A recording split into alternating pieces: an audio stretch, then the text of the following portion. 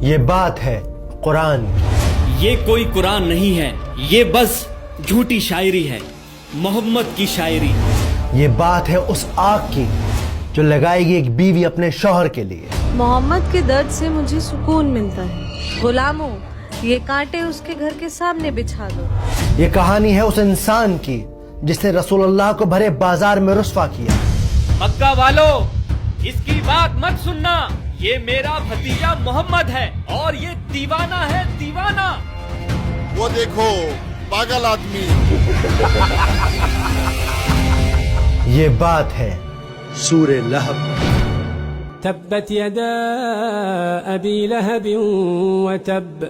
اکثر مسلم فیملیز میں بچوں کو قرآن کا رٹا لگوا دیا جاتا ہے، مطلب پتہ ہونا ہو، چاروں قول سورہ لہب یاد ہونی چاہیے۔ تبت یدا ابی لہب وتب۔ شاید اسی وجہ سے آج قرآن ہمارے گھروں میں تو ہے لیکن دلوں میں نہیں۔ کیا ہے سورہ لہب؟ سنا ابو منال، اللہ نے ابو لہب کا نام لے کر سورہ نازل کی ہے۔ خدا کی پناہ ہے بھائی۔ کون تھی ام جمیل جس کا ذکر اللہ نے اس صورت میں کیا ہے؟ ابیہ باجی، سنا آپ نے؟ کون سی بات؟ ام جمیل کا ہار اس کے گلے کی رسی بنے گا آخرت میں۔ اور ایسا کیا کر دیا ان دونوں میاں بیوی نے کہ اللہ نے قرآن میں ابو لہب کا نام لے کر انہیں کرٹیسائز کیا ہے؟ اس کا اللہ ہمیں آگ کا عذاب دے گا۔ کہتا ہے میں لکڑیاں اٹھاؤں گی اپنے سر پر۔ اور سب سے زیادہ امپورٹنٹ، کیسے یہ صورت لیونگ پروف ہے قرآن کے میراکلس ہونے کا، جانیں گے اس ویڈیو میں۔ وامرأته حمالة الحطب في جيدها حبل من مسد۔ سورہ لہب مکہ میں اس وقت نازل ہوئی جب ابو لہب نے ظلم کی ساری حدیں پار کر دی۔ وہ اللہ کے نبی کو پریشان کرتا، ان کو گالیاں دیتا، انہیں بھرے بازار رسوا کرتا۔ میرے بھتیجے نے باپ دادا کا مذہب چھوڑ دیا ہے، کہتا ہے اس ایک خدا کو مانو۔ اس سے گھٹیا بات میں نے آج تک نہیں سنی۔ تعجب ہے۔ مگر اس سب کی شروعات اس صبح ہوئی جب سورج کی کرنیں مکہ کی زمین کو چوم رہی تھیں۔ اونٹ ریتیلے میدانوں میں دوڑ پڑے تھے، کوئی صبح صبح خود کو شیشے میں نہار رہا تھا، کوئی ناشتہ کر رہا تھا تو کوئی ابھی بستر پر انگڑائیاں لے رہا تھا۔ یہاں ہاتھ جیتے جا رہے ہیں اور انہیں دن بھر بستر توڑنا ہے، اور کام ہی کیا ہے؟ اے جی، اب سوتے ہی رہو گے کیا؟ لیکن کوئی تھا جو صفا کے پہاڑ پر چڑھ رہا تھا۔ وہ پہاڑ پر کون ہے؟ محمد۔ یہ وہ پہاڑ تھا جس پر چڑھ کر مکہ والے ایک دوسرے کو اکٹھا کرتے، کوئی خاص بات بتاتے۔ صفا کے پہاڑ پر چڑھ کر اللہ کے نبی نے ایک گہری سانس لی اور پھر زور سے پکارا، یا صباحا۔ حملہ۔ یہ اذان نہیں تھی، نہ ہی کسی سوداگر کی صدا، یہ خطرے کی پکار تھی۔ اس کا مطلب تھا کہ اے لوگوں اٹھو اور میری بات سنو، تم پر ایک خطرہ آن پڑا ہے۔ صفا کے پہاڑ پر چڑھ کر اللہ کے نبی نے ایک گہری سانس لی اور پھر زور سے پکارا، یا صباحا۔ حملہ۔ یہ اذان نہیں تھی، نہ ہی کسی سوداگر کی صدا، یہ خطرے کی پکار تھی۔ اس کا مطلب تھا کہ اے لوگوں اٹھو اور میری بات سنو، تم پر ایک خطرہ آن پڑا ہے۔ لگتا ہے کوئی مصیبت آئی ہے۔ لوگ اپنے گھروں سے، اپنی دکانوں سے، اپنی باتوں سے نکل پڑے، اور پھر جب سب لوگ صفا کے پہاڑ کے نیچے جمع ہو گئے تو اللہ کے نبی نے ان سب کو ایک نظر دیکھا اور پھر ان سے ایک سوال پوچھا کہ اے لوگوں، اگر میں تم سے کہوں کہ اس پہاڑ کے پیچھے دشمن کی فوج تم پر حملہ کرنے آ رہی ہے، کیا تم میرا یقین کرو گے؟ لوگ چلا اٹھے، ہاں بالکل کریں گے، کیونکہ آپ سچے ہیں، آپ امین ہیں، آپ صدیق ہیں، آپ محمد ہیں۔ ان سب لوگوں کے جواب سن کر اللہ کے نبی ایک لمحے کے لیے رکے اور پھر انہوں نے ان سب سے کہا کہ اے لوگوں، میں تمہیں خبردار کرتا ہوں اس آنے والے عذاب سے جو بڑا سخت ہے، اور عبادت کرو اسے ایک رب کی جو ساری کائنات کا مالک ہے۔ یہ بات سن کر اچانک وہاں کی ہوا بدل گئی، ان کے چہروں پر چیختا سناٹا چھا گیا، وہ سب ایک دوسرے کو حیرانی سے دیکھنے لگے۔ یہ کیا کہہ رہے ہیں؟ تعجب ہے۔ یہ بات تو کیا اپنے باپ دادا کا دین چھوڑ دیں؟ अपने खुदाओं को नाराज कर दे। और फिर एक आदमी खड़ा हुआ, गुस्से और नफरत से भरा हुआ। वो चिल्लाया, भतीजे तब्बन लका अली हाजा जमातना। अरबी की इस इबारत का मतलब था कि क्या नाश हो तेरा, टूट जाएं तेरे हाथ। क्या तूने हमें इसीलिए यहाँ जमा किया है? यह आदमी और कोई नहीं बल्कि रसूलुल्लाह का चचा अबू लहब था। उसकी बद्दुआ आसमान से टकराकर वापस उस पर आ गिरी। उसके नसीब के पन्नों में जहन्नम का अजाब हमेशा के लिए लिख दिया गया। लेकिन अल्लाह ने अभी अपने नबी को ये बात नहीं बताई। स्कॉलर्स कहते हैं कि अगर ये सूरत इस वक्त नाजिल हो जाती तो मक्का के लोग कहते उस पर कैसे भरोसा करें, वो अपनों की बुराई करता है। असल में उस दौर में मक्का में चाचा का दर्जा बाप के बराबर होता है, स्पेशली जब सगे वालिद का इंतकाल हो चुका हो। वक्त गुजरता रहा, अल्लाह के नबी जगह जगह घूम घूम कर एक अल्लाह की इबादत करने का मैसेज पहुंचाते रहे। लेकिन अबू लहब वो आप सल्लल्लाहु अलैहि वसल्लम के पीछे पीछे जाता। अब ये कौन सी नई शायरी ले आया है? यहाँ तक कि वो बाजार के शरीर लड़कों को मोहम्मद सल्लल्लाहु अलैहि वसल्लम के पीछे लगा देता और उनसे कहता कि इनको पत्थर मारो मारो मारो, लेकिन इसका जुल्म यही नहीं रुका। इसकी बीवी यानी रसूलुल्लाह की चाची उम्मे जमील, जो कमाल की खूबसूरत औरत थी, नए नए तरीकों से नबी को परेशान करती। आप सब तो मक्का के बड़े सरदार हैं, फिर अहमद का बॉयकॉट क्यों नहीं करते? सही कहा, बॉयकॉट करो उसका। हाँ, बॉयकॉट करो उसका। सही कहा, हाँ, बॉयकॉट करो उसका। और हद तो जब हो गई जब इसने अपने दोनों बेटों को यह हुक्म दिया कि वो अपनी बीवियों को तलाक दें, क्योंकि इन दोनों की बीवियां आप सल्लल्लाहु अलैहि वसल्लम की बेटियां थीं, उम्मे कुलसुम और रुकैया रज़ियल्लाहु ताला अन्हा। तुम्हारा चेहरा भी मुझ पर हराम है अगर तुमने अपनी बीवियों को तलाक नहीं दिया। बाबा, हम आज ही उन्हें तलाक देते हैं। दिन शाम में ढल गए, शामें रातों में ढल गईं, लेकिन अबू लहब के जुल्म में कोई कमी ना आई। अरे मक्का वालों, मेरे भतीजा दीवाना हो गया है, दीवाना। इसकी बात मत सुनना। और जब इसके जुल्म की इंतहा हद से पार हो गई, तब अल्लाह सुब्हानहू ताला ने नबुव्वत के 10वें साल में सूरह लहब को नाजिल किया। अबू हादी, हमें वो सूरा तो सुनाओ जो नबी पर नाजिल हुई है। बिस्मिल्लाहिर्रहमानिर्रहीम।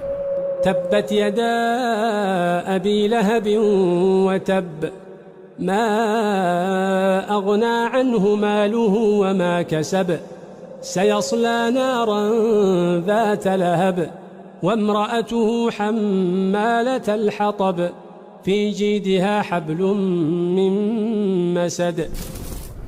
आइए अब इस सूरत को सिनेमैटिक अंदाज से समझते हैं, आसान तरीके से। तो पहली आयत है तब्बत यदा अबी लहब व तब। पहली आयत में अल्लाह ने कहा कि टूट गए दोनों हाथ अबू लहब के और बर्बाद हो गया वो। अब यहाँ पर दो बातें हैं जो नोट करने वाली हैं। पहली बात ये है कि जो पूरी आयत है, ये आयत असल में पास्ट टेंस में बात कर रही है, यानी ऐसा नहीं कि अबू लहब के हाथ टूटेंगे, असल में उसके हाथ टूट चुके। जिस लम्हे उसने नबी पाक की शान में गुस्ताखी की, उसी लम्हे उसके हाथ टूट गए। तो ये काम 100% हो चुका है, उसके हाथ टूट चुके हैं। लेकिन अबू लहब फिर भी बाज ना आया। जब ये सूरत नादिल हुई तो वो लोगों से कहता, वो कहता है मेरे हाथ टूट गए। कहाँ टूटे मेरे हाथ? सही सलामत तो हैं। हम जंगे बदर के बाद जब आप सल्लल्लाहु अलैहि वसल्लम की ज़िंदगी को देखेंगे, तब हमें पता चलेगा कि कितनी बुरी तरह वो मरा और किस तरह से आयत बिल्कुल सच्ची साबित हो गई। अब यहाँ पे नोट करने वाली दूसरी बात है, बहुत इंपॉर्टेंट बात है, कि हाथों की ही क्यों बात हो रही है। ये क्यों कहा जा रहा है कि हाथ टूट गए? ये क्यों नहीं कहा जा रहा कि सर टूट गया, पैर टूट गया, हार्ट फेल हो गया? क्यों नहीं कहा जा रहा? मैं कहता हूँ इसके लिए ना, आप ये सीन देखिए।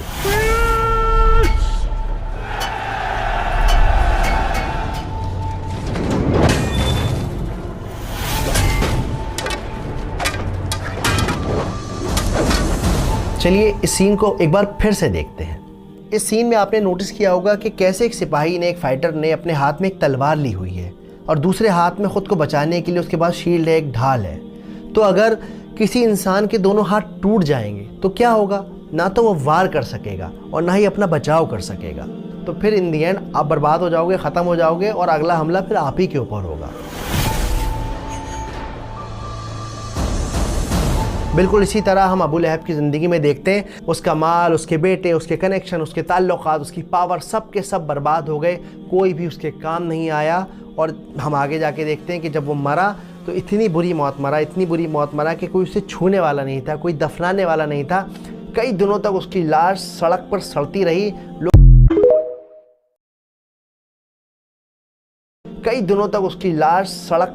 رہی, لوگ پریشان ہوتے رہے, یہاں تک کہ اس کے اپنے لڑکوں نے بھی اسے چھونے سے, گھر میں رکھنے سے منع کر دیا. ارے ابو لہب کے بیٹو, اپنے باپ کی لاش تو ٹھکانے لگاؤ, بدبو سے لوگ الٹی کر رہے ہیں.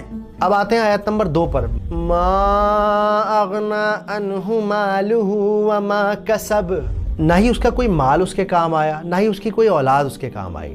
اصل میں یہ آیت جواب ہے اس بات کا جو ابو لہب اکثر لوگوں سے کہا کرتا تھا, اگر وہ سچا ہے دے دوں گا مال و دولت اللہ کو اور بچا لوں گا خود کو جہنم سے. اب یہاں نوٹ کرنے والی بات یہ ہے کہ یہ جو کسب کا لفظ ہے اس کا مطلب ہوتا ہے کمائی کے, ارننگ کے. کبھی کبھی لوگوں کے پاس بڑا پیسہ ہوتا ہے, باپ دادا نے ان کے کما کے چھوڑا ہوا ہوتا ہے, پر یہ کسب کا لفظ استعمال کیا جاتا ہے اپنی کمائی کے, جو آپ نے خود کمائی ہے. آپ صلی اللہ علیہ وآلہ وسلم کی ایک حدیث ہے جس میں وہ کہتے ہیں کہ انسان کی سب سے بہتر کمائی اس کی اولاد ہے, اور جس طرح سے ہم دیکھتے ہیں کہ اس کی اولاد اس کے کام نہیں آئی. اگلی آیت کی طرف بڑھتے ہیں, آیت نمبر 3. سَيَصْلَىٰ نَارًا ذَاتَ لَهَبٍ, کہ ابو لہب جہنم کی آگ میں جلایا جائے گا جو بھڑک رہی ہوگی, شعلے والی آگ ہوگی.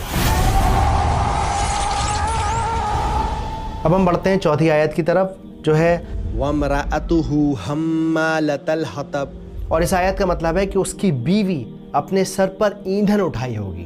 ایندھن کیا کہ وہ لکڑیاں ڈھو رہی ہوگی جہنم کے اندر. اس کا کام یہ ہوگا کہ جلنا تو ہے ہی ہے, اور ساتھ میں آپ کو جانا ہے, اس کو جانا ہے اور جا کر یہ لکڑیاں لے کر آئے گی اور اس آگ کے اندر لکڑیاں ڈالے گی. تو جب ہم آگ میں لکڑیاں ڈالتے ہیں تو کیا ہوتا ہے, آگ اور تیز ہوتی ہے, تو اپنی آگ یہ خود بخود جلائے گی. لیکن یہاں مزے کی بات یہ ہے کہ اللہ تعالیٰ یہ بھی کہہ سکتے تھے کہ وہ جہنم میں جلے گی, وہ جہنم کا عذاب زندگی بھر جھیلتی رہے گی. یہی کیوں کہا کہ وہ لکڑیاں لے کر آئے گی؟ دیکھیے یہاں سمجھنے کی بات یہ ہے کہ وہ اپنی زندگی میں کیا کرتی تھی. آپ فکر نہ کریں, اب جو میں کہتی ہوں وہ کرتے جائیں بس. تو وہ اس دنیا میں اپنے ہسبینڈ کی نفرت کو فیول کرتی تھی, اس آگ کو بڑھانے میں اس کا ساتھ دیتی تھی. اسی وجہ سے اللہ سبحانہ و تعالیٰ نے آخرت میں اس کا عذاب یہ رکھا ہے کہ جاؤ, جا کے لکڑیاں اٹھا کے لے کے آؤ, ڈھو اپنے سر پہ اور اپنی آگ کو خود بھڑکاؤ. اب یہاں پہ ایک اور ضروری بات ہے, بہت امپورٹنٹ بات ہے. جب بھی آپ نماز میں سورت کو ریسائٹ کریں تو ایسا نہیں کہ آپ گئے وَامْرَأَتُهُ حَمَّالَةَ الْحَطَبِ, نہ. ہمہ ایک پاورفل لفظ ہے, بہت ہی زیادہ اس کے اندر اثر ہے, ویٹ ہے. تو آپ جب بھی پڑھیں گے آپ کو اس پہ زور دینا ہے. وَامْرَأَتُهُ حَمَّالَةَ الْحَطَبِ. آیت نمبر 5 کی طرف بڑھتے ہیں جو ہے فِي جِيدِهَا حَبْلٌ مِّن مَّسَدٍ, اور اس کے گلے میں مونج کی رسی ہوگی, یعنی ناریل کی چھال والی رسی ہوگی. یہاں پر جیدیہا کا جو لفظ ہے, اس لفظ کا استعمال ہوتا ہے خوبصورت گردن کے لیے, ایسی گردن جو زیور سے لدی ہوئی ہو. کمال کی بات یہ ہے, مزے کی بات یہ ہے کہ رسی کا ذکر کیوں ہے اور گردن کا ذکر کیوں ہے. تو اس کے پیچھے کی بات یہ ہے کہ جمیل ایک خوبصورت سا اپنے گلے میں ہار پہنا کرتی تھی. وہ مکہ والوں سے کہتی تھی, اپنے نوکروں سے کہتی تھی, عام لوگوں سے کہتی تھی, میرے گلے کا یہ ہار میں اس کو دوں گی جو محمد کے خلاف کھڑا ہوگا, میرا ساتھ دے گا. اور اسی وجہ سے یہاں یہ منشن کیا گیا ہے کہ اس کے گلے میں مونج کی رسی ہوگی, بل والی رسی ہوگی, تکلیف دینے والی رسی ہوگی اس کی اس گلے میں جس میں وہ ہر وقت ہار پہنے رہتی تھی. یہ تھی سورہ لہب کی انڈرسٹینڈنگ. اب سب سے ضروری بات یہ کہ سمجھنا یہ ہے کہ آج ہماری زندگی میں اس کا کیا ریلیونس ہے. جو میں سمجھاؤں اس حساب سے بتاتا ہوں کہ سب سے پہلی بات تو یہ کہ سورت اس لیے نازل کی گئی ہے کہ وہ جو اللہ کے نبی کا دشمن ہے وہ اللہ کا دشمن ہے. جس سپیڈ سے وہ اللہ کے نبی کی طرف بڑھ رہا تھا ظلم کرنے کے لیے, اس سے کہیں گنا زیادہ سپیڈ سے اللہ کا عذاب ابو لہب کی طرف آ رہا تھا اور آ چکا تھا, اسے خبر نہیں تھی. اب آتے ہیں دوسرے ریلیونس کی طرف جو میں سمجھاؤں, جو آج ہم اپنی زندگی میں اپلائی کر سکتے ہیں.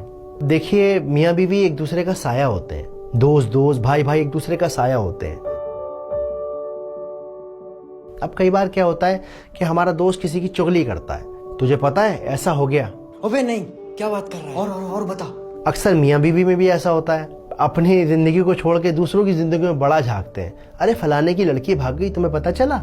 تو اب یہ جو وائف ہے یا جو ہسبینڈ ہے, اسے کیا چاہیے, وہ اسے گائیڈ کرے, ارے یار ایسا نہیں کرو. لیکن ہم لوگ کیا کرتے ہیں, خالی بھاگی ہے, اپنی ماں کا زیور تک لے گئی ہے, اس بات میں اور لقمہ لگا دیتے ہیں, اس کو اور فیول کرتے ہیں. تو یاد رکھیے کہ جب آپ برائی کا ساتھ دیتے ہو نا, تو جو کام برا کرنے والے کا ہے وہی انجام اس برائی کو انیشیٹ کرنے والے کا ہے, بڑھاوا دینے والے کا ہے, آئیڈیا دینے والے کا ہے. امید کرتا ہوں کہ بات سمجھ آئی ہوگی, ویڈیو پسند آئی ہوگی.